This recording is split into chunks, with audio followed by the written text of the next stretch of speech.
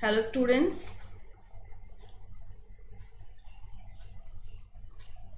हाय, hello everyone.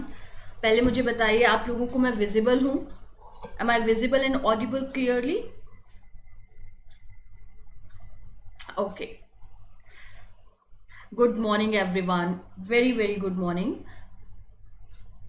बेटा, सबसे पहला काम कीजिए, इस लिंक को फटाफट से, this is your first class, okay, इस लिंक को फटाफट से शेयर कीजिए अपने फ्रेंड्स के बीच में, क्योंकि मेरे फ़ोन में कुछ प्रॉब्लम आ गई है, मैं टेलीग्राम पे शेयर नहीं कर पाई हूँ, राइट? सो फटाफट इस लिंक को शेयर कीजिए अपने फ्रेंड्स के साथ, फेसबुक पे, टेलीग्राम पे, इंस्टा पे, किसी भी चैनल पे। ओके, सो मैं थोड़ा सा अपने आप को इंट्रोड्यूस कर देती हूँ। एक बार मैं देख लूँ, यूट्यूब पे आ चुकी हूँ मैं। यस, चलो मैं यहाँ पे अपने आप को थोड़ा सा इंट्रोड्यूस करती हूँ। This is Nivedita Gupta, your physics educator. बच्चा, मैं पिछले 7 सालों से इंजीनियरिंग और मेडिकल एंट्रेंस के लिए टीच करती आ रही हूँ, और अब अनअकैडमी के थ्रू आप लोगों को नीट यूजी की फिजिक्स की प्रिपरेशन कराने आई हूँ। अनअकैडमी इसलिए क्योंकि अनअकैडमी इंडिया का लार्जेस्ट ऑनलाइन लर्निंग प्लेटफॉर्म है, और ये आपको बहुत सारे सब्जेक्ट्स की, बहुत सारे कोर्सेज की प्रिपरेशन कराता है। अगर हम यहाँ पे सिर्फ नीट यूजी की बात करें तो ऑलमोस्ट 40 प्लस एजुकेटर ऐसे हैं जो यहाँ पे नीट यूजी की प्रिपरेशन करा रहे हैं, इंडिया के टॉप फैकल्टीज, राइट? अगर आप अनअकैडमी के सब्सक्रिप्शन का हिस्सा बनते हैं, अनअकैडमी की एक तो प्लस क्लासेस होती हैं, एक सब्सक्रिप्शन क्लासेस होती हैं, अगर आप इसके सब्सक्रिप्शन का हिस्सा बनते हैं, पेड मेंबरशिप बन लेते हैं इसकी, तो आपको कुछ बेनिफिट्स होंगे, जैसे डेली लाइव क्लास और अनलिमिटेड एक्सेस। ये दो चीज़ें पहले क्या क्या हैं देखिए। जैसे ही आप अनअकैडमी के सब्सक्रिप्शन को लेते हैं, उसके पेड मेंबर बनते हैं, आप उन सारे फैकल्टीज़ की लाइव क्लास ले सकते हैं। By chance live class skip हो जाती है तो आप उनकी किसी भी टाइम रिकॉर्डिंग देख सकते हो, यानी घर रह के आप 24/7 any time according to your convenience कभी भी क्लास अटेंड कर सकते हो। दूसरा, there are lots of courses, structured courses हैं, टाइम फिक्स होगा, डेट फिक्स होगी, क्लासेस फिक्स होंगी, और आपको उसका स्केड्यूल मिल जाएगा, आप इजीली ट्रेस कर सकते हो। साथ ही साथ ये कोर्स हर तरह के स्टूडेंट के लिए अवेलेबल है, मतलब कि प्लस फुल ईयर का +1 course, +2 course, crash course, rank booster course, lots of courses according to you can join, even you can join more than 1 course. साथ ही साथ जो सबसे प्लस पॉइंट है इस प्लस सब्सक्रिप्शन का, दैट इज दिस वन, इसीलिए मैं सबसे लास्ट में बताती हूँ। इट्स कि यहाँ पे आपको बहुत सारे टेस्ट, बहुत सारी टेस्ट सीरीज, मैं खुद बहुत सारे टेस्ट लूंगी, ये सब मिलते रहेंगे, जिसकी वजह से आपको सेल्फ एनालिसिस होता रहेगा और आपको समझ में आता रहेगा कि आपकी कंपटीशन की प्रिपरेशन किस तरह से हो रही है, राइट? बच्चा, one more thing I would like to say कि अगर आप अनअकैडमी प्लस का हिस्सा बनते हो, अनअकैडमी सब्सक्रिप्शन का हिस्सा बनते हो, तो सबसे अच्छी बात यह है कि आपको डाउट सेशन मिलेंगे। फिजिक्स एक ऐसा सब्जेक्ट है जिसमें विदाउट डाउट डिस्कशन, बिना न्यूमेरिकल आप सॉल्व किए, बिना अपने कंसेप्ट को क्लियर किए हुए और बिना उन चीज़ों को आगे बढ़ाए हुए आप कभी भी फिजिक्स में कॉन्फिडेंस नहीं ला सकते, ठीक है? बायो और केमिस्ट्री में एक बार को फिर हो सकता है, फिजिक्स में उतना पॉसिबल नहीं होता। सो आई वुड सजेस्ट कि if you are actually very serious for the NEET and you can afford, then please go for the plus subscription. कैसे लेना है इसको? For it you have to install an Academy Learning app in your phone. After then go for the subscription, choose the NEET UG as your goal. उसके बाद आपके सामने ये subscription आ जाएंगे। इन सब्सक्रिप्शन में 1, 3, 6, 12 और 24 मंथ्स के सब्सक्रिप्शन है। I would suggest for the 12 month and 24 month, as for the NEET preparation minimum time duration is 12 month, ऐसा मुझे लगता है, ठीक है? मुझे नहीं, किसी भी फैकल्टी से आप पूछ लीजिए, उसको ही लगता है। हाँ बेटा, आज मेरी तबीयत ठीक नहीं है, ठीक है? तो अगर आप 1 ईयर के सब्सक्रिप्शन को जाते हैं तो उसका अमाउंट है 30,000 रुपये, 30,000 rupees. If you go for the 2 year subscription, amount is 36,000 rupees. But if you use the code NG10 code use करते ही आपको पूरे 10% का डिस्काउंट मिलेगा। That's mean your 1 year subscription will be in 27,000 rupees and your 2 year subscription will be in 32,400 rupees.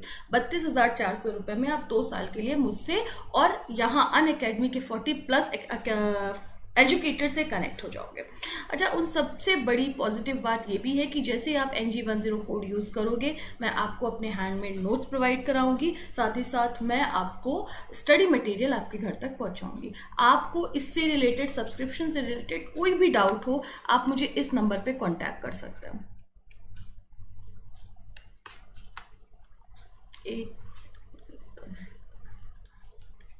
इस number पे call कर सकते हैं, इस नंबर पे व्हाट्सअप कर सकते हैं, राइट। चलो, अब ये सारी बातें हो गई तो हम अपने क्वेश्चंस की तरफ बढ़ते हैं, आगे चलते हैं। बच्चा फिर एक बार बोल रही हूँ, फटाफट इस लिंक को शेयर करो और ज़्यादा से ज़्यादा फ्रेंड्स को बुलाओ, लाइव बुलाओ, ठीक है। या लेट्स स्टार्ट द क्लास। सबसे पहला क्वेश्चन देखो, आज हम डिस्कस करने वाले हैं हीट एंड थर्मोडायनामिक्स। बच्चा इसके अंदर बहुत सारे चैप्टर आ जाते हैं, जैसे इसके अंदर आ जाएगा आपका calorimetry, heat transfer, KTG kinetic theory of gases and thermodynamics. तो ये बहुत वास्ट टॉपिक है।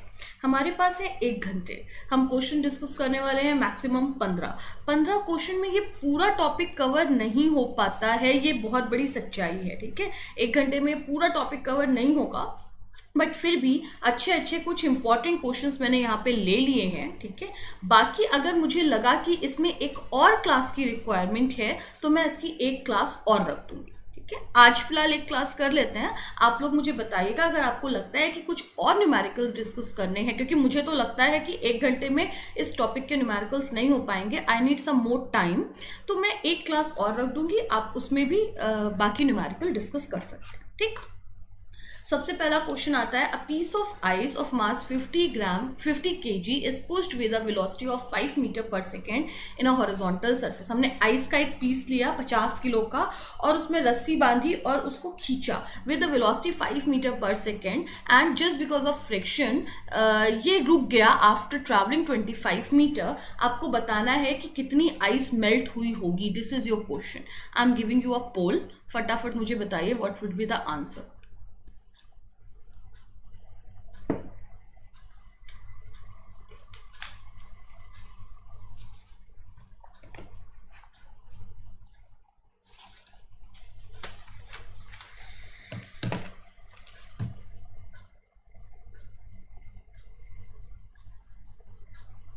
Ishan, definitely I will share my Telegram group ID, class के लास्ट में मैं शेयर कर दूंगी उसे।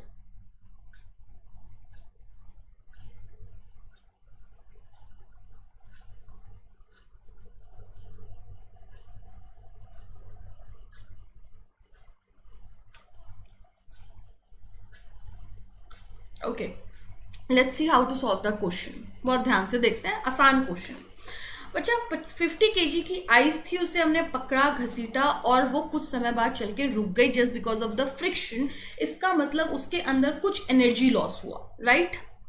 जितनी एनर्जी लॉस हुई है वो पूरी की पूरी एनर्जी किस में कन्वर्ट हो गई है, हीट में, and just because of that heat ice is melted, right. तो सबसे पहले हमें ये निकालना पड़ेगा कितनी हीट प्रोड्यूस हुई। दैट्स मीन आपको ये निकालना पड़ेगा सबसे पहले कि कितनी हीट जो है या कितनी वर्क डन यहाँ पे जो है वो यूज हुआ या बेकार हो गया, फ्रिक्शन, राइट। तो सबसे पहले देखते हैं हम, पहले उसकी इनिशियल स्पीड कितनी थी बेटा, इनिशियल स्पीड थी उसकी 5 मीटर पर सेकेंड।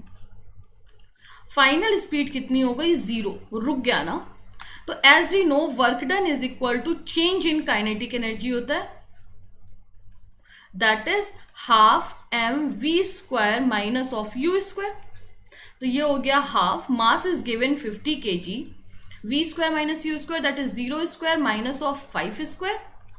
तो ये वैल्यू आ गई हाफ 50 इंटू 25, वो भी माइनस का, यानी कि इतना वर्क डन हुआ फ्रिक्शन में, यानी इतनी एनर्जी लॉस हो गई। काइनेटिक एनर्जी पहले ज्यादा थी, बाद में काइनेटिक एनर्जी कम हो गई, यानी कि उस पूरे सिस्टम की एनर्जी जो है मैकेनिकल एनर्जी वो कम हो गई, और वो मैकेनिकल एनर्जी किस में कन्वर्ट हुई है, हीट एनर्जी में। तो कितनी हीट एनर्जी प्रोड्यूस हुई, जितना वर्क डन फ्रिक्शन के अगेंस्ट लगा। यानी आप बोल सकते हो कि work done is equal to आपका आया हाफ 50 इंटू 25, ये है जूल में। हमें अगर कैलोरी में निकालना है तो हमें डिवाइड करना पड़ेगा किससे, 4.2। इतने जूल जो वर्क डन था वो हमारा फ्रिक्शन में लगा, इसका मतलब इतनी energy is converted into heat. और यही हीट क्या करेगी, जूल से किस में आ गई, कैलोरी में, क्योंकि हमने 4.2 से डिवाइड कर दिया। ठीक है, इतनी हीट जो है वो क्या करेगी, आइस को मेल्ट करेगी। मेल्ट करिए मतलब फेस चेंज हो रहा है, और फेस चेंज करने के लिए हम क्या यूज करते हैं, M × L, राइट। तो यहां पे अगर आप ध्यान से देखो तो ये आ गया 25 × 25 divided by 4.2 is equal to M × 80। L क्या है, लेटेंट हीट ऑफ आइस, और ये अगर हम कैलोरीज में यानी कि सारी सीजीएस यूनिट में कैलकुलेट करें तो ये वैल्यू 80 होती है फॉर आइस। ठीक है, तो M की वैल्यू यहां से आ जाएगी 25 × 25 divided by 4.2 × 80। So we can say that the final answer will be 1.86 gram. ठीक, जिससे बच्चे को बिल्कुल भी आइडिया नहीं है उसको मैं 2-3 चीजें आपको बताऊंगी। जब कोई भी ऑब्जेक्ट, कोई भी चीज जो है वो अपना फेस चेंज कर रही है, यानी आइस से कन्वर्ट होके या सॉलिड से कन्वर्ट होके लिक्विड में आ रही है, या लिक्विड से कन्वर्ट होके गैस में जा रही है, तो वहां पे हम लेटेंट यूज करते हैं, लेटेंट हीट यूज करते हैं, लेटेंट हीट ऑफ वेपोराइजेशन और लेटेंट हीट ऑफ आइस। ठीक है ना, ये 2 चीजें यूज करते हैं। अगर वो टेम्परेचर चेंज करती है तो वहां पे हम यूज करते हैं MS∆T। यहाँ पे वो फेस चेंज करी थी इसलिए हमने यूज किया M × L। आपको L की वैल्यू याद करनी पड़ेगी आइस के लिए भी और वेपर के लिए भी। आइस के लिए इसकी वैल्यू 80 होती है और वेपर के लिए इसकी वैल्यू 540 होती है, ये याद रखना है, बट कैलोरीज में, या latent heat of fusion, but आपको किस में याद रखना है, कैलोरीज में। क्योंकि ये कैलोरीज में है 80, इसलिए आपको इसको भी किस में कन्वर्ट करना पड़ा, कैलोरी में। कैलोरी में कन्वर्ट करने के लिए हमारा जो आंसर आया था that was in joule, and as we know 1 calorie is equal to 4.2 joule, तो हमने इसको जूल को कैलोरी में कन्वर्ट कर दिया। ठीक है, is it clear to all? Now come on the next question. एक बॉल है जिसकी थर्मल कैपेसिटी गिवन है 10 कैलोरीज पर degree Celsius, heated in a furnace, उसे एक फर्नेस में हीट किया गया है, और जो फर्नेस है उसका पूरा वेजल और उसके अंदर जो वाटर था उन सब का जो भी कंटेंट था, जो भी चीजें थी, उन सब का वाटर इक्विवेलेंट कितना गिवन है क्वेश्चन में, 200 ग्राम्स। और टेम्परेचर ऑफ द वेजल जो है और उसके अंदर जो भी कंटेंट्स हैं उनका टेम्परेचर राइज हुआ 10 डिग्री टू 40 डिग्री। आपको बताना है फर्नेस का इनिशियल टेम्परेचर क्या था। आपको ये फटाफट बताना है, मैं पोल दे रही हूं।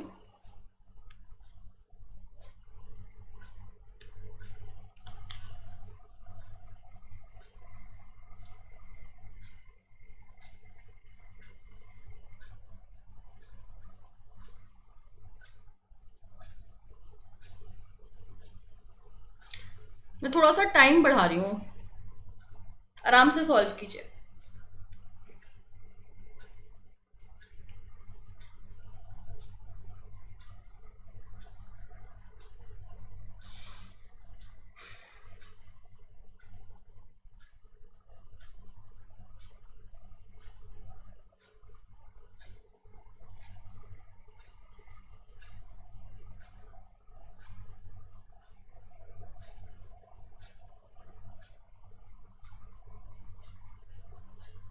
Shubham, Ayush, Ishan, this is the leader board. देखते हैं। हेलो बेटा, देखो कैसे सॉल्व करेंगे इस क्वेश्चन को। पहले ध्यान से देखो व्हाट इज द क्वेश्चन। एक फर्नेस है, इस फर्नेस का टेम्परेचर लेट्स सपोज T रहा होगा, राइट। अगर इस फर्नेस का टेम्परेचर T है, उसमें हमने एक बॉल को गर्म किया, हीट किया, तो उस बॉल का भी टेम्परेचर कितना हो गया, T हो गया, राइट। अब हमने इस बॉल को एक दूसरे कंटेंट या वेजल में लिया, जिस वेजल के अंदर जो भी कंटेंट था और ये जो वेजल था, इन सब का वाटर इक्विवेलेंट कितना है, 200 ग्राम। हमने इस बॉल को इसके अंदर डाला, क्योंकि बॉल क्या थी, हीटेड थी, बॉल के पास टेम्परेचर ज्यादा था, ज्यादा टेम्परेचर था तो बॉल हीट ट्रांसफर करेगी, क्योंकि हीट ट्रांसफर होती है high temperature to low temperature. इसका टेम्परेचर जो था वो कितना था, इनिशियली 10 डिग्री सेल्सियस, लेकिन जैसे ही बॉल हमने डाली तो बॉल की वजह से इसका टेम्परेचर बढ़ गया और फाइनल टेम्परेचर हो गया कितना, 40 डिग्री सेल्सियस। ये इसका फाइनल टेम्परेचर हो गया।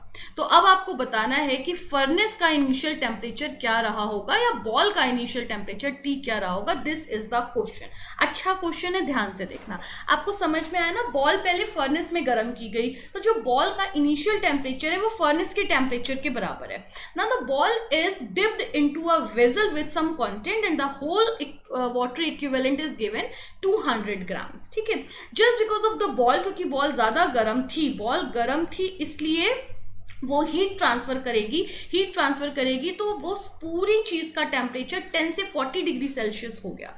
तो पूछा गया है कि what is the initial temperature of the furnace, और you can say that the initial temperature of the ball, right.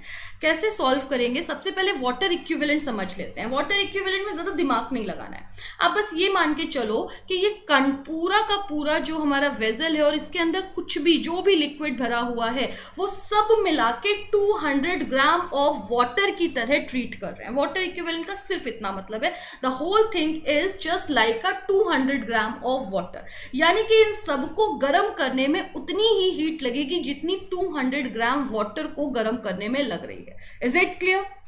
समझ आ गया? तो सबसे पहले देखते हैं कि क्या होगा, ये कितनी हीट ट्रांसफर करेगी। बॉल का मास ले लिया कितना, m। क्वेश्चन में बॉल का मास गिवन है, चलो बॉल का मास ले लिया m।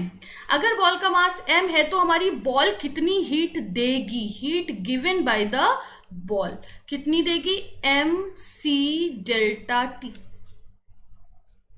राइट। इतनी हीट देगी। बॉल का मास कितना है, m।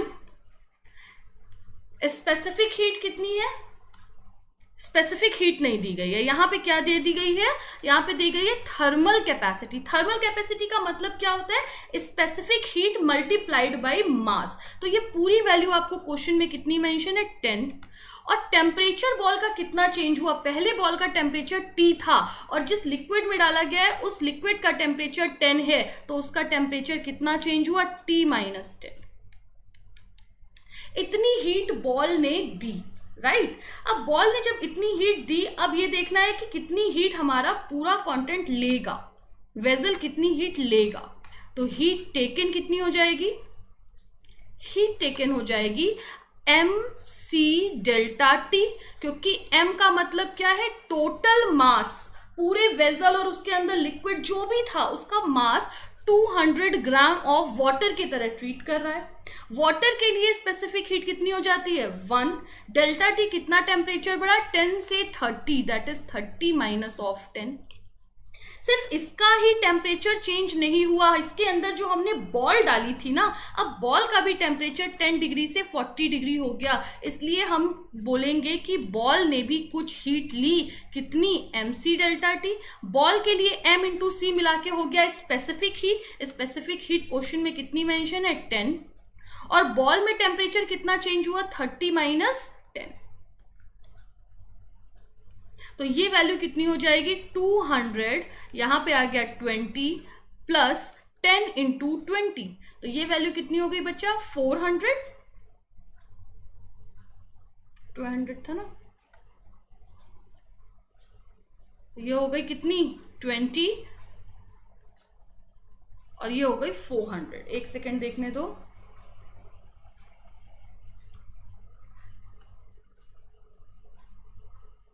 राइट बच्चा।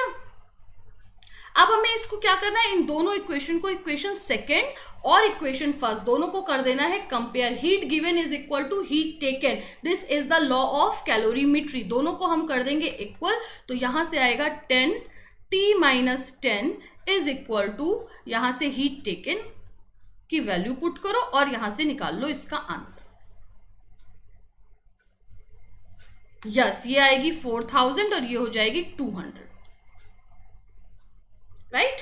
इसको सॉल्व कीजिए, तो ये हो गया 10 T-10 इज इक्वल टू, आप इसे बोल सकते हो 4200। ये 0 इस 0 से कैंसिल आउट हो गया और इसको कर लीजिए सॉल्व। यहां पे कहीं कुछ कैलकुलेशन मिस्टेक हुई है, लेट मी चेक।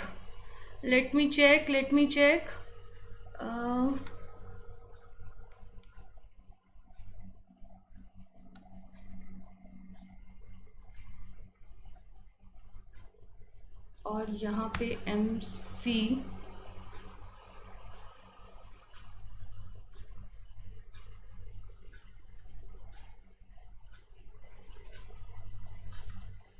अच्छा, ये कैलकुलेशन मिस्टेक हुई है। देखो 10 और 40 था ना, मैंने 10 और 30 लिखा है। बच्चा एक पेज से दूसरे पेज में गए ना तो हमने डिजिट थोड़ी गलत लिख दी। 10 से 40 डिग्री का डिफरेंस आया ना। देखो ये पूरी कैलकुलेशन गलत हो गई यहाँ पे। वही मुझे लगा कि कुछ कैलकुलेशन में प्रॉब्लम है। हाँ जी हाँ जी हाँ जी, चलो। तो देखो बेटा कोई दिक्कत नहीं है। अब हमें 10 से 40 डिग्री का टेम्परेचर डिफरेंस आया, तो 40 माइनस 10, ये भी कितना होगा 40 माइनस 10, तो ये हो जाएगा 30, ये भी कितना होगा 30, तो ये हो गया बच्चा कितना 6000, और ये कितना हो गया 30, तो ये कितना हो गया 300, 6300। ये जीरो इस जीरो से कैंसिल आउट हो गया, तो t minus 10 is equal to 630, right. तो यहां से t की वैल्यू कितनी आ गई 640, तो उसका इनिशियल टेम्परेचर कितना रहा होगा 640 डिग्री सेल्सियस। कौन सा ऑप्शन है, फर्स्ट ऑप्शन। चलो नेक्स्ट क्वेश्चन पे आते हैं।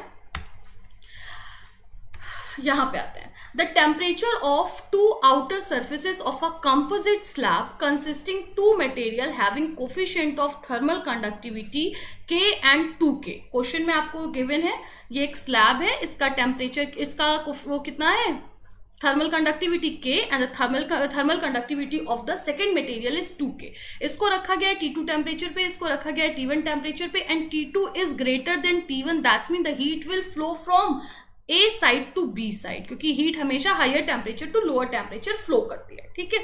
आपको स्टेडी स्टेट कंडीशन में ये वैल्यू आई है रेट ऑफ हीट की, तो आपको बताना है what is the value of F। F की वैल्यू क्या होगी, फटाफट बताइए।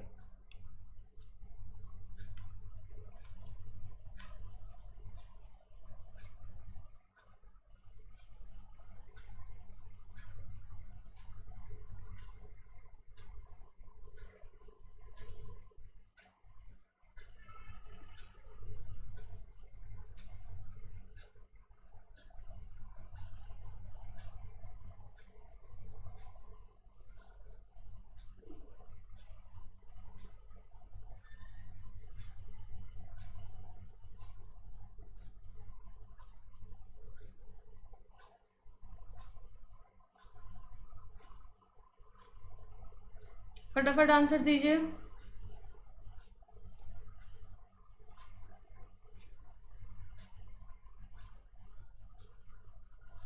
आयुष, श्रेष्ठा एंड यूजर।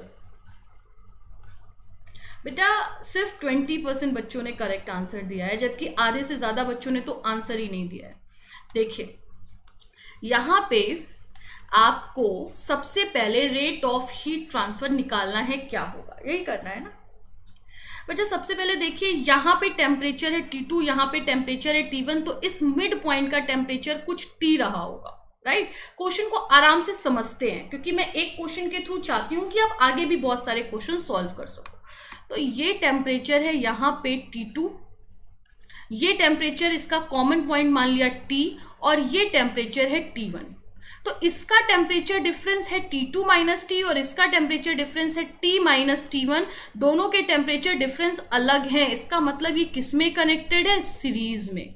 अगर दोनों के टेम्परेचर डिफरेंस सेम होते तो ये किसमें कनेक्टेड होते, पैरेलल में। बिल्कुल करंट इलेक्ट्रिसिटी की तरह डील करते हैं। जैसे करंट इलेक्ट्रिसिटी में पोटेंशियल डिफरेंस सेम होता है तो वो पैरेलल हो जाते हैं, और करंट सेम होता है तो वो सीरीज हो जाते हैं। उसी तरह यहाँ पे अगर टेम्परेचर डिफरेंस सेम होता है तो वो पैरेलल में हो जाता है, और टेम्परेचर डिफरेंस सेम ना होके rate of heat transfer same होता है तो वो सीरीज में हो जाते हैं, राइट। तो ये किस में दिख रहा है आपको, सीरीज में, क्योंकि इनके टेम्परेचर डिफरेंस सेम नहीं है। समझ रहे हो ना ये बात। अब और आगे बढ़ते हैं। इसमें सीरीज में है तो रेजिस्टेंस का फॉर्मूला क्या हो जाएगा, R is equal to R1 plus R2। R क्या है, थर्मल रेजिस्टेंस। थर्मल रेजिस्टेंस का फॉर्मूला होता है L बाई K। तो ये K इक्विवेलेंट A, और लेंथ कितनी हो गई इसकी, यहां से यहां तक x है, यहां से यहां तक 4x है, तो टोटल कितनी हो गई 5x, राइट। यहां से देखते हैं R1 की जगह क्या लगाएंगे, x upon KA, plus R2 की जगह क्या लगाएंगे 4x/2k। Is it clear? तो यहां से बच्चा वैल्यू कितनी आ जाएगी, L 5x divided by k equivalent A is equal to x/ka plus 2x/k। इसको नेक्स्ट पेज पे मैं लिख लेती हूं। तो ये वैल्यू हो जानी है आपकी L 5x divided by k equivalent A is equal to x/k plus 2kx/k, that is 3x/k। ये k इक्विवेलेंट है, राइट?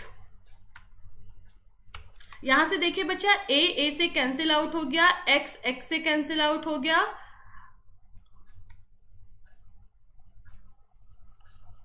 L की वैल्यू तो कुछ थी ही नहीं, रुको, L कुछ नहीं था यहाँ पे, ठीक है? तो ये आ गया आपका k इक्विवेलेंट 5/3k, ठीक है? अब अगर हम ये k इक्विवेलेंट निकाल चुके हैं, k इक्विवेलेंट आ गया, तो अब वैल्यू रखते हैं यहां पे। अब वैल्यू क्या आ जाएगी, net rate of flow of heat निकलेगा कितना, k equivalent A delta x delta t divided by x, यही आएगा। वैल्यू पुट करो, k इक्विवेलेंट की जगह आ गया 5/3a, ये वैल्यू है A। टोटल अगर हम बात करें तो टेम्परेचर डिफरेंस कितना आया, T2 माइनस T1, और यहां पे टोटल अगर हम डिस्टेंस की बात करें तो वो कितनी है 5x, तो टोटल डिस्टेंस कितनी हो गई 5x। बच्चा ये 5 इस 5 से क्या हो गया, कैंसल आउट, तो आपकी value I KA T2 minus T1 divided by 3x। और जबकि आपको इसकी वैल्यू गिवन कितनी है, क्वेश्चन में गिवन है KA T2 minus T1 divided by x into f। अगर हम इन दोनों को कंपेयर करें तो f की वैल्यू कितनी आ गई 1/3, तो हमारा आंसर कौन सा होगा 1/3, that is 4th one. Is it clear? मैं अगर बहुत इलेबोरेट करके समझाती हूँ, उसका मतलब सिर्फ इतना होता है कि एक क्वेश्चन से इस तरह से आने वाले हर क्वेश्चन आप सॉल्व कर सको, ठीक है बेटा? क्योंकि मैं आपको 1 घंटे की क्लास में 15 क्वेश्चन से ज्यादा नहीं करा सकती, और 15 क्वेश्चन में पूरा थर्मो और हीट कवर नहीं हो सकता, इसलिए हर एक न्यूमेरिकल आपको बाकी न्यूमेरिकल से रिलेट कराना चाहती हूँ। आगे बढ़ते हैं।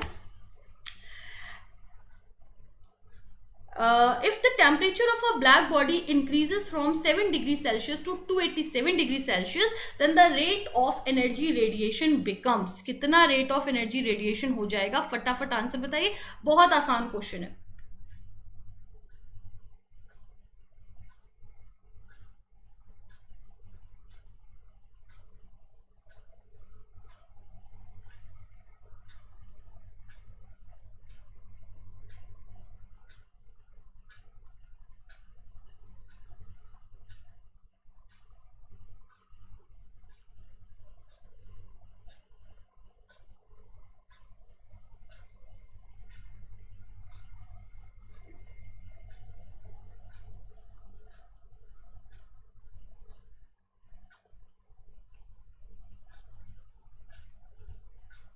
This is the leader board.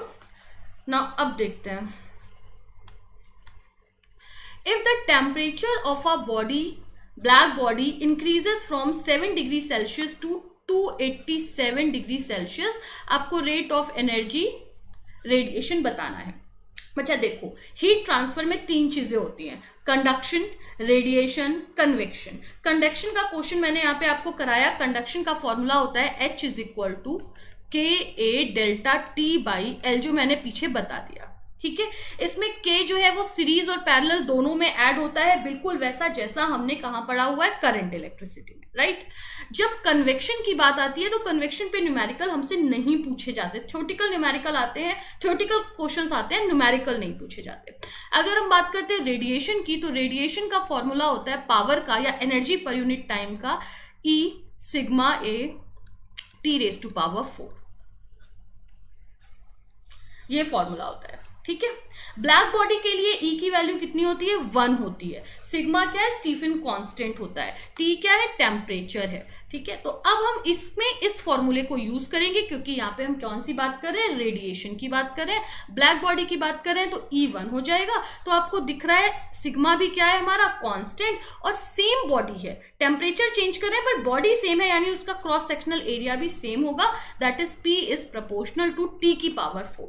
याद रखना, हम जितना भी हीट वाला चैप्टर करेंगे उसमें टेम्परेचर हम डिग्री सेल्सियस में नहीं लेंगे बल्कि केल्विन में लेंगे। तो यहां से अगर हम P1 रेशियो P2 करें तो वो वैल्यू क्या आ जाएगी, T1 बाई T2 की पावर 4। ठीक, P1 कितना था बच्चा, P1 था इनिशियली, हमें निकालना है दोनों का रेशियो। T1 कितना है, T1 है 7 डिग्री सेल्सियस। 7 डिग्री सेल्सियस को केल्विन में लेकर आएंगे तो कितना हो जाएगा, 300, और 287 को केल्विन में लेकर आएंगे तो कितना हो जाएगा, इट विल बी 600। दोनों की पावर कितनी हो गई, 4। तो यहां पे मैं नेक्स्ट पेज पे बता देती हूं।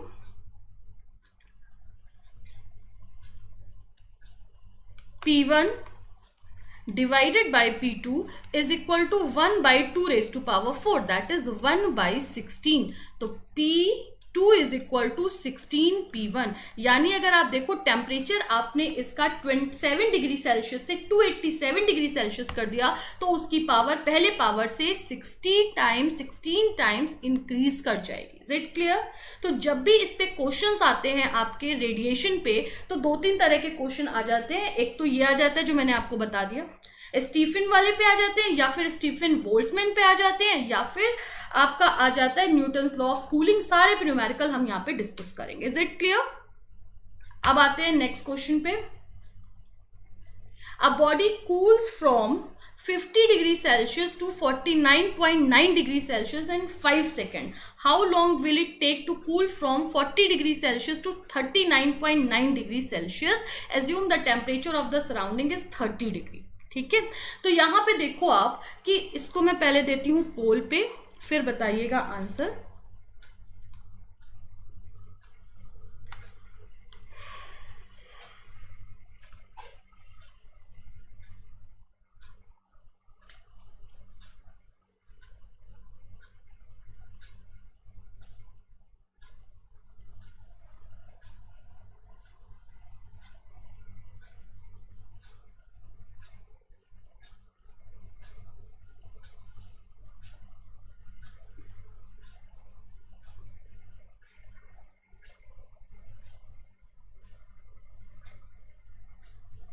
है 36% बच्चों का आंसर सही है, बाकी सबका गलत है।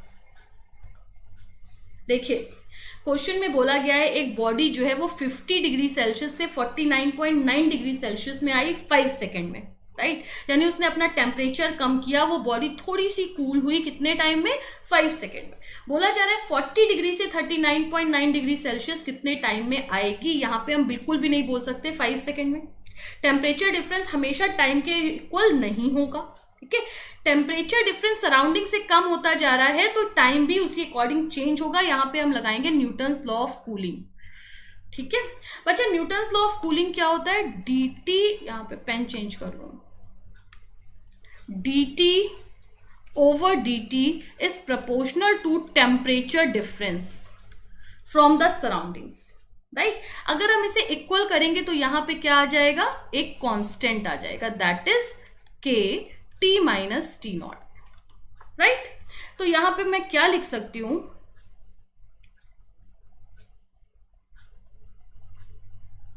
यहां पे ये वैल्यू आएगी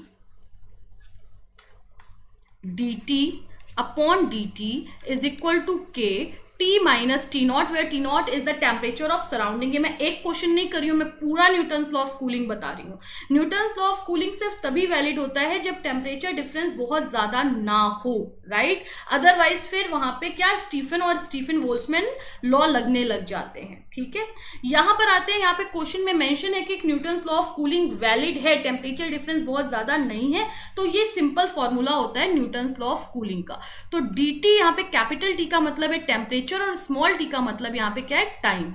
ये वैल्यू आ जाएगी t minus T naught is equal to k times of dt। दोनों तरफ हमने क्या कर दिया, integrate. Time t is equal to 0 था। बहुत से बच्चे डायरेक्ट फॉर्मूला रख के आंसर निकालते हैं, मैं यहाँ पे आपको समझाऊंगी। t is equal to 0 put किया तो टेम्परेचर था T1 और t पुट किया तो टेम्परेचर था T2। तो क्या लगा देंगे यहाँ पे, लिमिट 1/x को इंटीग्रेट करते हैं dx के टर्म्स पे तो आता है ln x। तो उसी तरह यहाँ पे 1/t माइनस टी नॉट को हम इंटीग्रेट करेंगे तो आएगा ln t minus T not with limit t1 से t2। यहां पे आएगा k t minus 0 that is kt। तो ये वैल्यू मैं आगे लिख देती हूं, ln t2 minus T naught minus of ln t1 minus T naught is equal to kt।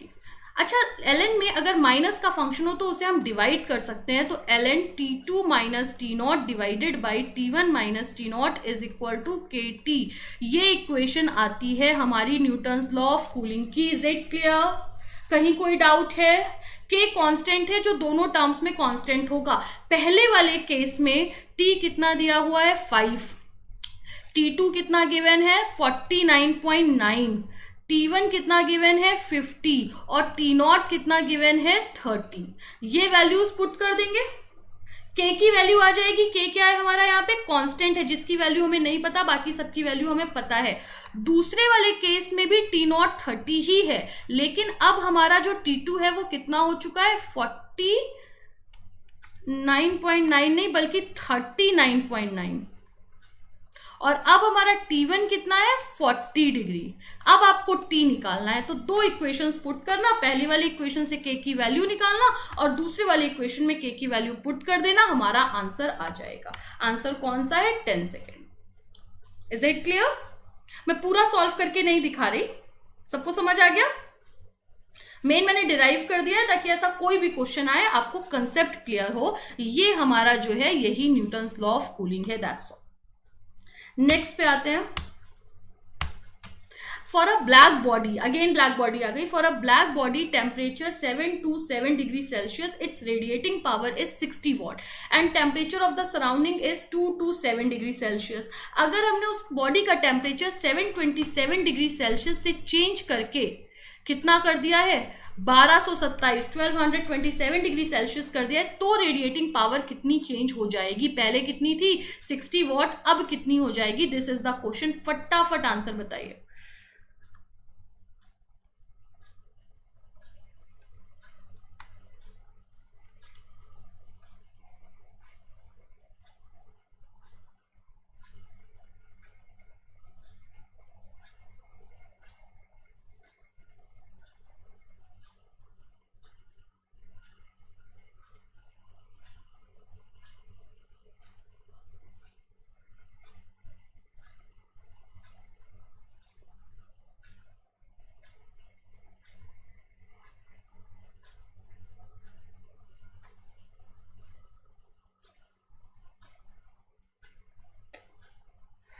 Again, Ayush, Shrestha and Ishan.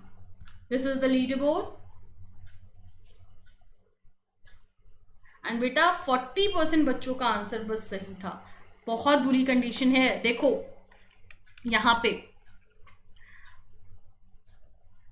हाँ जी, देखो सबसे पहले दो फॉर्मूले आपको याद रखने हैं। एक होता है E A सिग्मा T⁴, ठीक है। एक होता है आपका E A sigma T⁴ minus T⁴, ठीक है।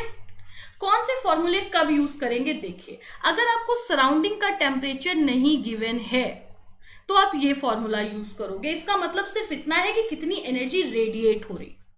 जब आप ये फॉर्मूला यूज करोगे तब जब आपको सराउंडिंग टेम्परेचर भी गिवन हो, यानी इसने कुछ एनर्जी रेडिएट करी, कुछ एनर्जी इसके पास आई, तो टोटल एनर्जी में कितना चेंज आया, ये वो फॉर्मूला है। पहले वाला जो क्वेश्चन हमने किया था, यहाँ पे देखिए अभी 2 मिनट पहले किया था, यहाँ पे हमें सराउंडिंग का टेम्परेचर गिवन नहीं था, इसलिए हमने फर्स्ट फॉर्मूला यूज किया। इस वाले क्वेश्चन में आप देखिए तो हमें यहाँ पे सराउंडिंग का टेम्परेचर भी गिवन है 227 degree Celsius. That's the reason we have to use this particular formula. अब यहाँ पे हम इसको सॉल्व करते हैं। तो यहाँ पे देखिए बच्चा, पहले की वैल्यू आई कितनी, T1 raise to power 4 minus T0 raise to power 4, और साथ में E है, सिग्मा भी है, उस पूरे को हमने कांस्टेंट मान लिया K। सेकेंड की वैल्यू कितनी आएगी? K T2 raised to power 4 minus T0 raised to power 4, where T0 is the temperature of surroundings, वो चेंज नहीं हो रहा है, बॉडी का टेम्परेचर चेंज हो रहा है। यहाँ पे K will be cancel out. पहले पावर कितनी थी? 60, अब आपको पावर P2 फाइंड आउट करनी है। T1 क्या है? पहला टेम्परेचर कितना था? 727 डिग्री। तो T1 की वैल्यू है 727 डिग्री सेल्सियस, दैट इज आप बोल सकते हो 1000 केल्विन। T0 की वैल्यू कितनी है? That is the surrounding temperature is 227 degree Celsius. इसे आप कितना बोल सकते हो? 273 से ऐड कर दोगे तो 500 केल्विन, राइट। उसी तरह T2 की वैल्यू कितनी है? यानी बॉडी का टेम्परेचर हमने कितना कर दिया? 1227 डिग्री सेल्सियस। इसमें 273 ऐड कर देंगे तो कितना हो जाएगा? 1500 केल्विन। ये सारी वैल्यूज हम यहाँ पुट करते हैं तो ये कितना हो गया?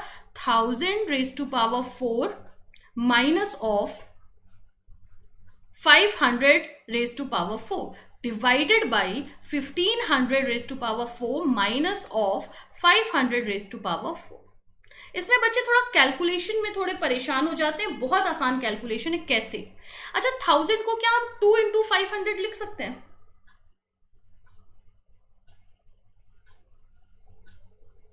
राइट, लिख सकते हैं ना।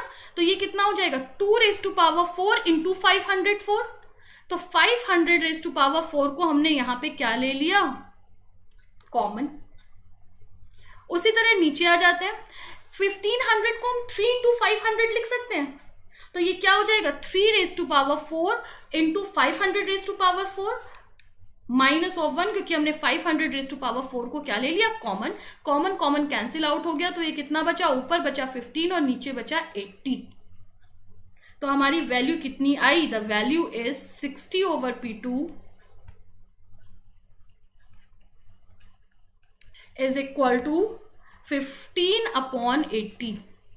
दैट इज P2 की वैल्यू आ गई 60 इंटू 80 डिवाइडेड बाई 15। कितना हो गया? 320, क्योंकि ये आ गया 4। कोई ऑप्शन है 320? कौन सा ऑप्शन है? 4th one. Is it clear?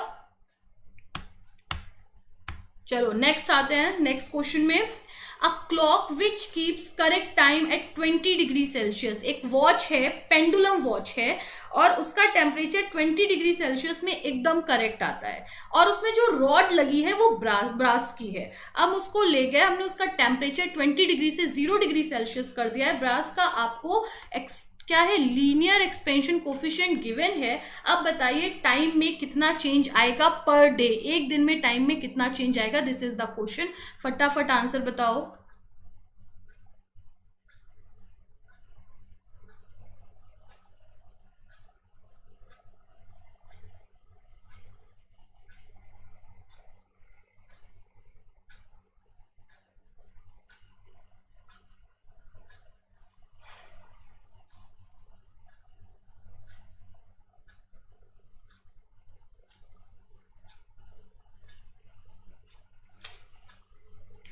थोड़ा टाइम बढ़ा रही हूं मैं।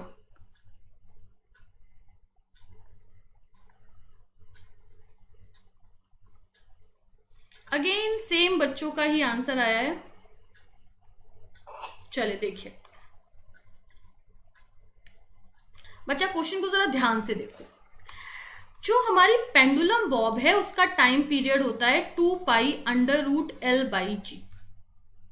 ठीक है, टाइम में चेंज कितना आएगा परसेंटेज में निकालें तो delta T upon T, fractional change यही आएगा। डेल्टा T रेशियो T का मतलब होता है T2 minus T1 divided by T1, ये फॉर्मूला होता है। इनिशियली उसका टेम्परेचर जब 20 डिग्री सेल्सियस था उस वक्त इसकी टाइम पीरियड इतना था, ध्यान से समझना। अब मैंने इसका टेम्परेचर 20 डिग्री से 0 डिग्री सेल्सियस कर दिया, यानी टेम्परेचर कम कर दिया है। टेम्परेचर कम करते ही एज यू नो कि जैसे हम टेम्परेचर बढ़ाते हैं बॉडी की लेंथ में क्या होता है? एक्सपेंशन होता है, लीनियर एक्सपेंशन। लेकिन जब हमने उसका टेम्परेचर कम कर दिया तो लेंथ कम हो जाएगी, और लेंथ कम हो जाएगी तो टाइम पीरियड भी कम हो जाएगा। तो जो नया टाइम पीरियड आएगा वो कितना हो जाएगा? 2 pi under root L 1 minus 20 alpha divided by G। बेटा क्लियर हुआ ना कैसे?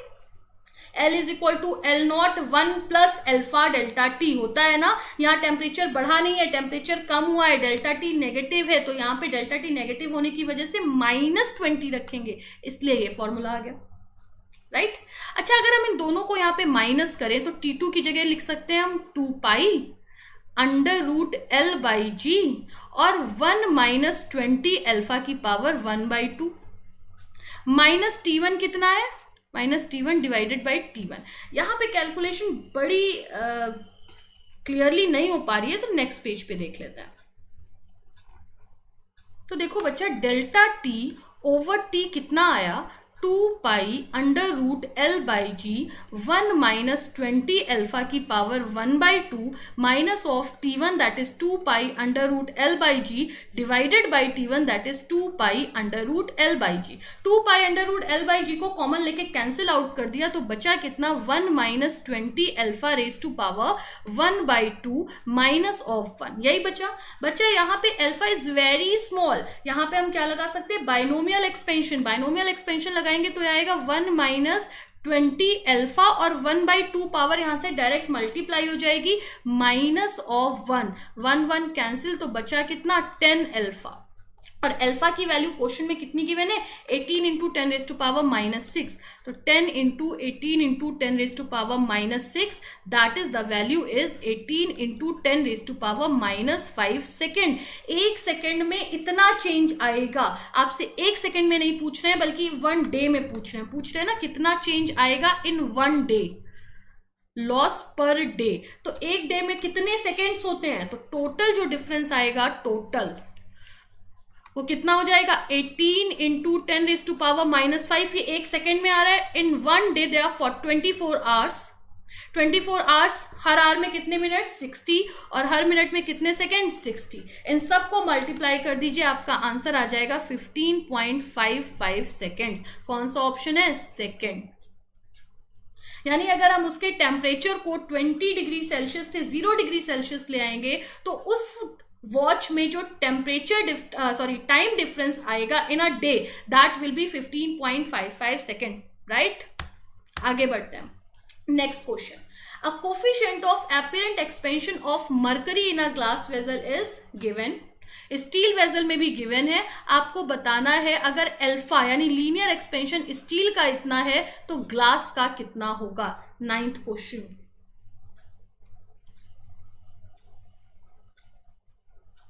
अपीरेंट एक्सपेंशन का कंसेप्ट भी अभी मैं यहां समझा दूंगी, अभी ट्राई कीजिए एक बार।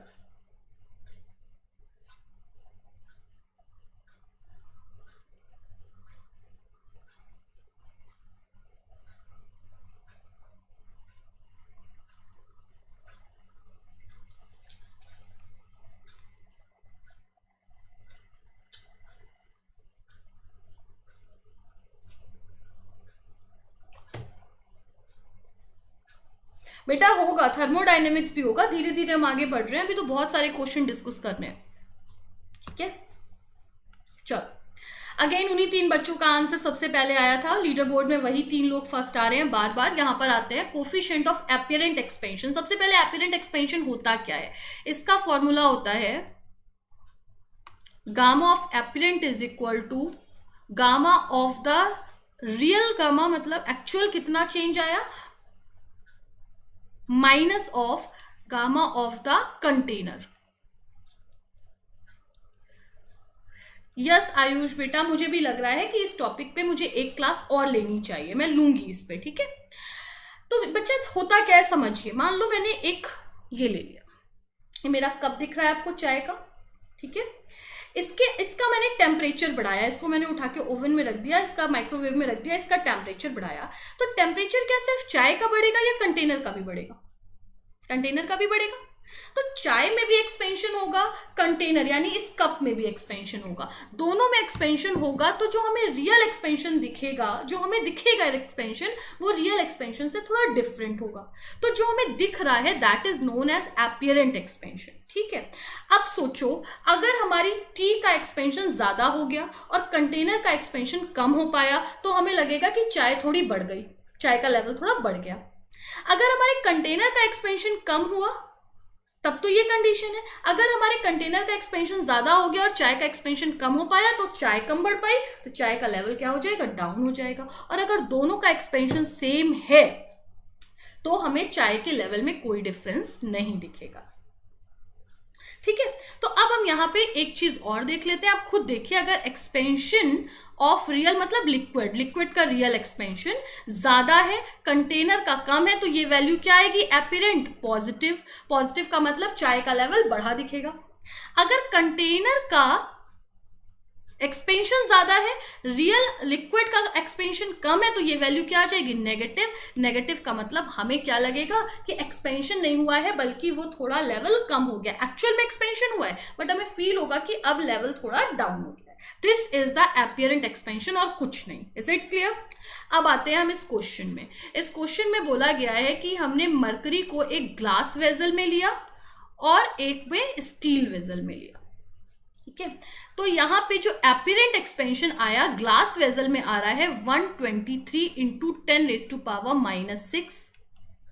गामा रियल का मतलब क्या है, गामा ऑफ मरकरी का expansion, real expansion, minus of gamma of container. तो सबसे पहले हमने उसे ग्लास में लिया है, तो ग्लास के लिए हम लगाएंगे 3 टाइम्स ऑफ 12 इंटू 10⁻⁻6, क्योंकि गामा क्या होता है, वॉल्यूम एक्सपेंशन। और क्वेश्चन में आपको स्टील की कौन सी वैल्यू दी है, लीनियर एक्सपेंशन की। तो पहले लीनियर एक्सपेंशन को गामा में कन्वर्ट कीजिए बाय मल्टीप्लाइंग 3 से मल्टीप्लाई करके, ये एक इक्वेशन बन गई। ये तब की बात है जब हमने उसे किस पे रखा है, स्टील पे रखा है। सेकेंड कंडीशन की बात करते हैं। अब हमने उसी मरकरी को किस में डाल दिया है, सॉरी ये ग्लास में है, ग्लास में थोड़ा सा रुको एक सेकेंड,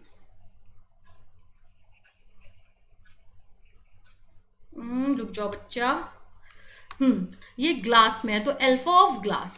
ठीक है, उसके बाद हमने उसे किस में डाला है, स्टील में डाला है। स्टील में एक्सपेंशन कितना है, 114 इंटू 10⁻⁻6। मरकरी का एक्सपेंशन तो उतना ही होगा, उसमें कोई चेंज नहीं आएगा, minus of 3 times of alpha of steel. ये दूसरी इक्वेशन है। अब अगर इन दोनों इक्वेशंस को माइनस कर दे तो ये माइनस और ये माइनस माइनस प्लस, तो ये हमारा कैंसिल आउट हो गया। यानी मरकरी में हमें कितना एक्सपेंशन हुआ है, हमें उससे कोई लेना देना नहीं है, that will be cancelled out. इसे सॉल्व करेंगे तो कितना आएगा, 7 into 10⁻⁻6 is equal to 3 times of alpha S. Alpha of steel question में मेंशन है कितना, 12 इंटू 10⁻⁻6 minus of alpha G. Alpha G क्या है, expansion of the steel, sorry glass, expansion of the glass. और वही आपसे पूछा गया है कितना होगा क्वेश्चन में। सारी वैल्यूज आपको गिवन है, सिर्फ एक ही वैल्यू अननोन है, दैट इज व्हाट, अल्फा जी। वो वैल्यू हम इजीली कैलकुलेट कर सकते हैं।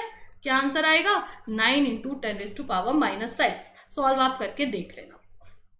क्लियर? चलो नेक्स्ट देखते हैं क्वेश्चन नंबर 10। 0 डिग्री सेल्सियस पे किसी कॉर्क और लिक्विड को लिया गया है और उनकी डेंसिटीज गिवन है D1 and D2। Coefficient of expansion of the material of cork and liquid आपको गिवन है गामा एंड 100 गामा। ठीक है, हमने उसका टेम्परेचर बढ़ाया और 0 से इंक्रीज करके कितना कर दिया, T डिग्री सेल्सियस कर दिया। तो देखा कि कॉर्क सिंक कर गई, लिक्विड के अंदर सिंक कर गई है। तो आपको बताना है कि D2 और D1 का रेशियो क्या होगा, राइट? तो ये मैं आपको दे रही हूं यहां पे एक पोल, फटाफट आंसर बताइए।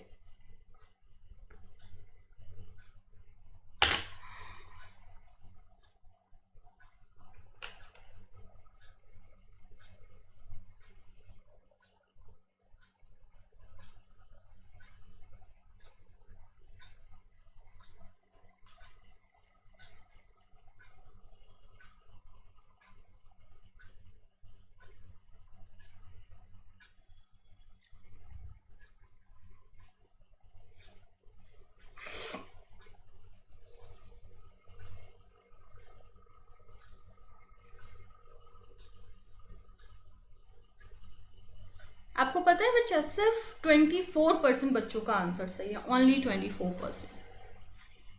चलिए आगे देखते हैं क्वेश्चन को सॉल्व कैसे करेंगे।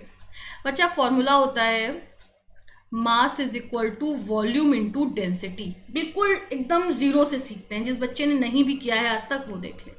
तो डेंसिटी की वैल्यू आ जाती है मास पर यूनिट वॉल्यूम। क्लियर बच्चा? जब भी हम टेम्परेचर बढ़ाते हैं या कम करते हैं, टेम्परेचर में कोई भी चेंज करते हैं, मास में कभी भी कोई चेंज नहीं आता। चेंज किस में आता है? वॉल्यूम में। That is we can say that कि टेम्परेचर चेंज करने में ये जो रिलेशन आएगा वो 1/v के प्रोपोर्शनल है, राइट? अच्छा, टेम्परेचर बढ़ाएंगे तो वॉल्यूम बढ़ेगा, वॉल्यूम बढ़ेगा तो डेंसिटी कम होगी, क्योंकि ये इनवर्स रिलेशन है। तो जब हम टेम्परेचर बढ़ाते हैं तो वॉल्यूम का फॉर्मूला लिख देते हैं V0 1 plus gamma delta T, लेकिन टेम्परेचर बढ़ाने में डेंसिटी का फॉर्मूला लिख देते हैं D0 upon 1 plus gamma delta T. ये मेरे ख्याल से सबको पता होगा, और नहीं भी पता है तो मैंने यहाँ पे बता दिया। इस रिलेशन का बार बार यूज होता है, राइट? सबको क्लियर है? अब इसी को हम आगे यूज कर रहे हैं।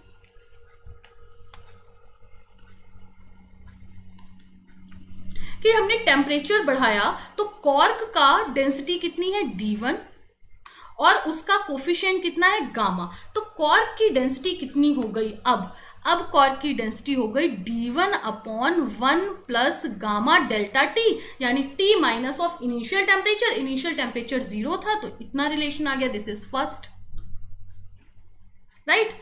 और आपके लिक्विड की डेंसिटी कितनी हो गई? D2 1 प्लस 100 गामा टी, क्योंकि सेकेंड वाले मटेरियल का कोफिशिएंट ऑफ वॉल्यूम एक्सपेंशन आपको ये गिवन है। ठीक है, कोई दिक्कत? अच्छा बच्चा, एक चीज और, this is equation number second. आप लोगों ने एक लॉ पढ़ा होगा, लॉ ऑफ फ्लोटेशन। उसके अकॉर्डिंग होता है volume of the solid immersed divided by the total volume is equal to density of the solid divided by density of liquid। पढ़ा है सबने? This is the law of flotation, fluid mechanics में पढ़ा है, right? वो formula हम यहाँ पे अगर देखें तो अगर बॉडी सिंक कर गई का क्या मतलब है? मैं एक चीज को लूं और पानी के अंदर पूरी सिंक करा दूं, मतलब उसका पूरा का पूरा वॉल्यूम कहाँ चला गया? अंदर चला गया। तो वॉल्यूम इमर्स टोटल वॉल्यूम के बराबर है। तो बॉडी अगर पूरी की पूरी सिंक कर जाती है तो ये रिलेशन कितना आ जाता है? 1। That is the density of the solid और density of the liquid is equal to 1, अगर पूरी की पूरी डिप कर गई, राइट? तो यहां से देखिए, रोएस मतलब कॉर्क, डीसी अपॉन डीएल का जो रेशियो आएगा वो कितना हो जाएगा? 1। तो यहां पे हम इसको दोनों इक्वेशंस को डिवाइड कर दें, तो दोनों को डिवाइड करते ही हमें मिलेगा D1 upon 1 plus gamma T divided by D2 upon 1 plus 100 gamma T is equal to 1। और ज्यादा सॉल्व करेंगे तो हमें मिलेगा D1 upon D2 is equal to 1 plus gamma T divided by 1 plus 100 gamma T, right? जबकि question में आपसे D1 ratio D2 ने D2 रेशियो D1 पूछा गया है। So from here D2 ratio D1 कितना आ गया? 1 plus 100 gamma T divided by 1 plus gamma T. कौन सा ऑप्शन है? First one. Clear? Am I not audible? मेरी आवाज क्लियरली नहीं पहुंच रही है आप लोगों तक?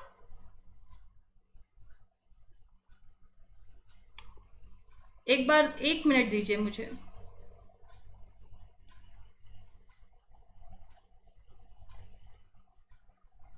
अभी ठीक होगी, ठीक है? नेक्स्ट क्वेश्चन पे आते हैं। अब यहां से थोड़ा थर्मो स्टार्ट हुआ है, ठीक है?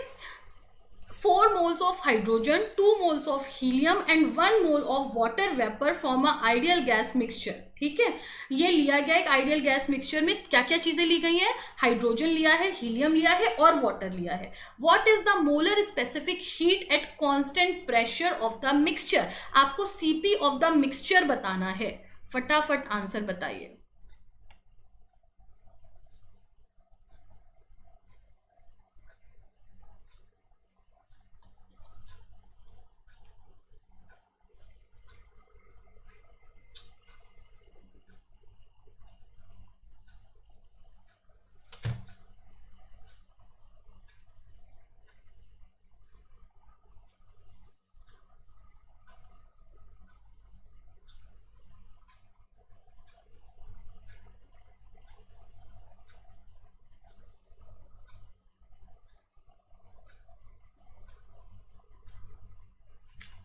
Only 25% students, only 25% students. देखिए यहां पे ये फॉर्मूला याद रख लीजिएगा,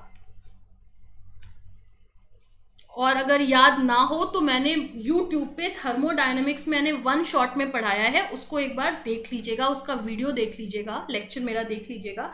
मैंने उसमें सारे फॉर्मूले और पूरा कंसेप्ट थर्मोडायनेमिक्स का पढ़ाया हुआ है, राइट। तो जिसका थर्मोडायनेमिक्स वीक है, जिसे लगता है कि उसे एक बार रिवाइज करना है, तो उसको देख लीजिएगा एक बार। बच्चा सीपी की वैल्यू, मिक्सचर की वैल्यू होती है N1 CP1 plus N2 CP2 upon N1 plus N2।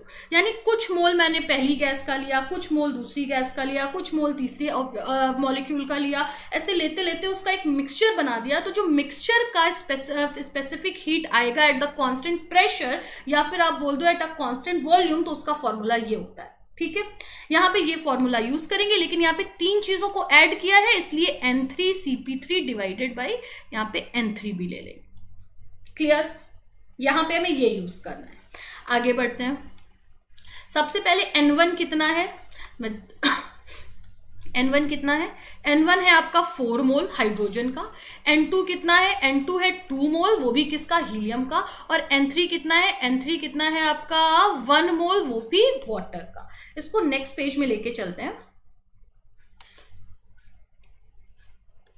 बच्चा अगर हम बात करें सीपी की, तो सीपी का फॉर्मूला होता है F/2 + 1R। सबको पता होगा, राइट।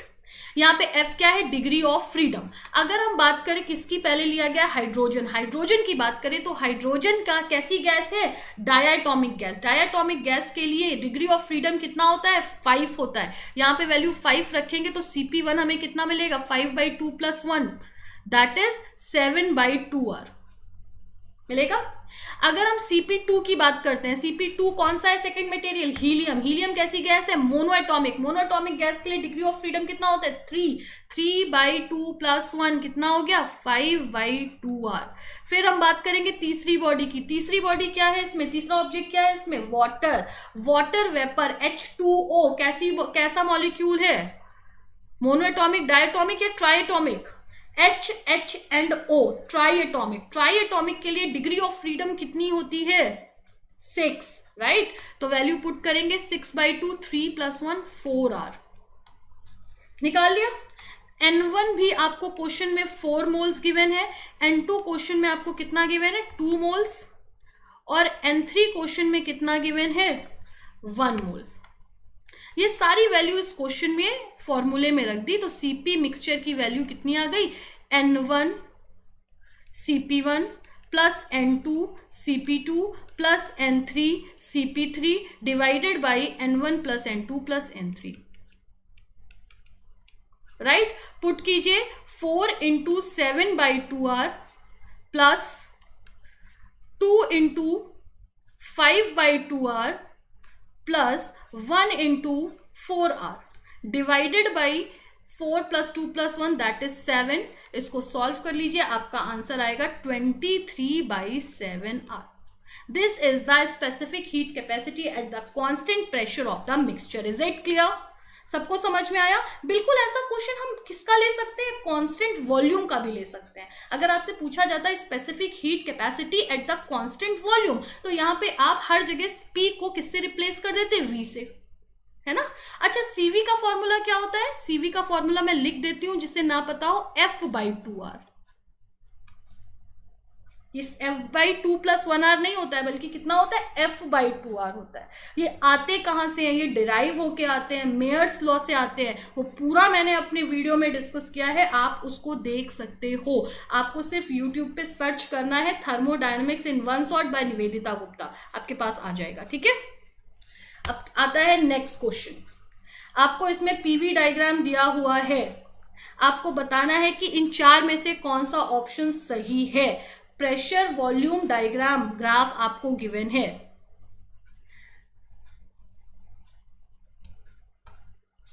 मैं पोल दे रही हूं इसका।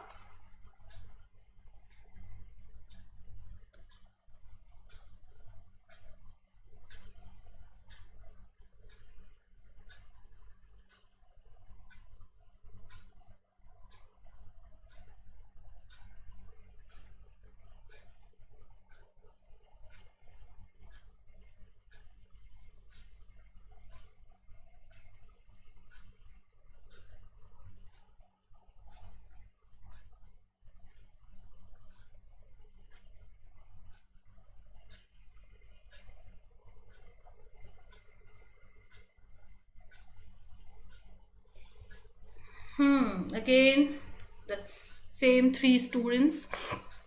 बच्चा पीवी डायग्राम आपको गिवन है, इसको हम हिट एंड ट्रायल मेथड से ही करते हैं, सबको अलग अलग चेक करके ही देखना पड़ेगा, there is no other way. ठीक है, सबसे पहले आते हैं हम पहले वाले डायग्राम पे। ये आपका ए से बी कैसा गिवन है, आइसोथर्मल, मतलब टेम्परेचर क्या है, कांस्टेंट है। पहले वाले डायग्राम में ए से बी तक टेम्परेचर कांस्टेंट है, सही है, कोई दिक्कत नहीं है। अच्छा, बी से सी के बीच में कैसा डायग्राम है, एडियाबैटिक, और सी से डी के बीच में फिर कैसा डायग्राम है, आइसोथर्मल, टेम्परेचर कांस्टेंट, ये भी सही है। हमें इन दोनों को चेक करना पड़ेगा। एडियाबैटिक का रिलेशन टी और वी में क्या होता है, एडियाबैटिक का फॉर्मूला होता है पीवी की power gamma is equal to constant, यही होता है। पेन चेंज कर लेती हूँ, ठीक है। अगर टी से रिलेशन निकालना है तो PV is equal to R T, तो यहां से P की वैल्यू कितनी आ जाती है, P की वैल्यू आ जाती है R T divided by V। ये इक्वेशन हम यहाँ पे पुट करेंगे तो ये वैल्यू आ जाएगी T V raise to power gamma -1 is equal to constant. तो यहां पे अगर आप ध्यान से देखो बच्चा, तो आपको ये दिखेगा कि T और V का स्ट्रेट रिलेशन है ही नहीं। स्ट्रेट रिलेशन नहीं है तो आपकी जो लाइन है वो कभी भी कांस्टेंट नहीं बन सकती। ये बता रहा है कि वॉल्यूम कांस्टेंट रहेगा। बी और सी की लाइन कैसी आ रही है, स्ट्रेट, इसका मतलब वॉल्यूम बी से सी के बीच में कांस्टेंट रहेगा, लेकिन नहीं, ये एडियाबैटिक प्रोसेस है, टेम्परेचर चेंज होगा तो वॉल्यूम भी चेंज होगा, इसलिए ये ऑप्शन सही नहीं हो सकता। Is it clear? इसको इसी तरह से चेक करना है। सेकेंड पे आते हैं। सेकेंड चेक करेंगे तो ये ग्राफ किसके बीच का है, पी और टी के बीच का है। तो यहाँ पे अच्छा वॉल्यूम की वैल्यू कितनी होती है, आर टी अपॉन पी। तो हमारी ये एडियाबैटिक प्रोसेस ये भी हो सकती है P raise to power 1 minus gamma T raise to power gamma is equal to constant. तो हमारे जो एडियाबैटिक प्रोसेस के फॉर्मूले हैं, एक ये है, एक ये है और एक ये है। आपको रिलेशन कौन सा यूज करना है ये डिपेंड करता है कि हमारा ग्राफ कौन सा है। इस ग्राफ में पी और टी का रिलेशन है। पहले तो हमारा आइसोथर्मल प्रोसेस है, आइसोथर्मल प्रोसेस मतलब टेम्परेचर कॉन्स्टेंट रहेगा। ए बी ग्राफ तो एकदम सही है, कोई दिक्कत नहीं है, ठीक है। फिर हमारा कौन सा है ग्राफ, एडियाबैटिक। एडियाबैटिक का पी और टी का रिलेशन देखिए, ये एक लीनियर रिलेशन नहीं है और ये बता रहा है कि बी और सी अगर हम ग्राफ देखते हैं तो प्रेशर हर जगह कांस्टेंट रहेगा टेम्परेचर बढ़ाने पे, जबकि आपको इस रिलेशन से दिख रहा है कि प्रेशर चेंज करेंगे तो टेम्परेचर भी चेंज होगा। टेम्परेचर चेंज करने पे प्रेशर कांस्टेंट नहीं हो सकता। इसका मतलब ये बीसी लाइन कभी स्ट्रेट लाइन नहीं बन सकती। Second option is also wrong, right. Next देखते हैं थर्ड में चेक करते हैं कि आपका ए बी प्रोसेस आइसोथर्मल है, टेम्परेचर कांस्टेंट रहेगा, बिल्कुल सही है, राइट। फिर हम आते हैं बीसी पे। बीसी का रिलेशन एडियाबैटिक है और ये टीवी का ग्राफ है। टीवी का ग्राफ हम यहां से चेक करें तो डेफिनेटली टेम्परेचर और वॉल्यूम के बीच में रिलेशन है, ठीक है। अच्छा, रिलेशन भी कैसा होगा, इनवर्स कांस्टेंट है ना, इधर भेजेंगे तो v नीचे चला जाएगा, यानी टेम्परेचर बढ़ाने पे वॉल्यूम कम होगा और वॉल्यूम बढ़ाएंगे तो टेम्परेचर कम होगा, और ये रिलेशन बिल्कुल वैसा ही दिया है, मतलब सेकंड ग्राफ भी सही है। थर्ड पर आते हैं। Third is again isothermal. Isothermal मतलब टेम्परेचर क्या रहेगा, कांस्टेंट रहेगा। तो यहाँ पे देखो अगेन स्ट्रेट लाइन है, मतलब टेम्परेचर कांस्टेंट है, थर्ड ग्राफ भी सही है। फोर्थ देखते हैं। Fourth is again adiabatic. Adiabatic है, फिर से इसी रिलेशन को फॉलो करेगा, लेकिन इस बार हमारा टेम्परेचर बढ़ रहा है। टेम्परेचर बढ़ेगा तो वॉल्यूम कम होगा, बिल्कुल इसमें भी देखो वॉल्यूम कम हो रहा है, आगे बढ़ रहा है ना, तो वॉल्यूम देखो कम होता जा रहा है, राइट। इसका मतलब इसके चारों प्रोसेसेस का ग्राफ सही है, तो third option is correct. Fourth को चेक करने की जरूरत नहीं है। तो जब भी इस तरह के क्वेश्चन आते हैं then you have to follow the hit and trial method, right बेटा, क्लियर है सबको? और आगे बढ़ते हैं। नेक्स्ट क्वेश्चन, यहां पे हमने एक पीवी डायग्राम लिया हुआ है। 2 ग्राम ऑफ हीलियम गैस है, जिसकी प्रोसेस ए और बी गिवन है। आपको बताना है कि हमें इस प्रोसेस में कितनी हीट देनी है। ए से बी के बीच में जा रहा है, ए का प्रेशर और वॉल्यूम गिवन है, बी का प्रेशर और वॉल्यूम गिवन है। फटाफट इसका आंसर बताइए क्या होगा। मैं आपको दे रही हूं पोल क्वेश्चन इस पे।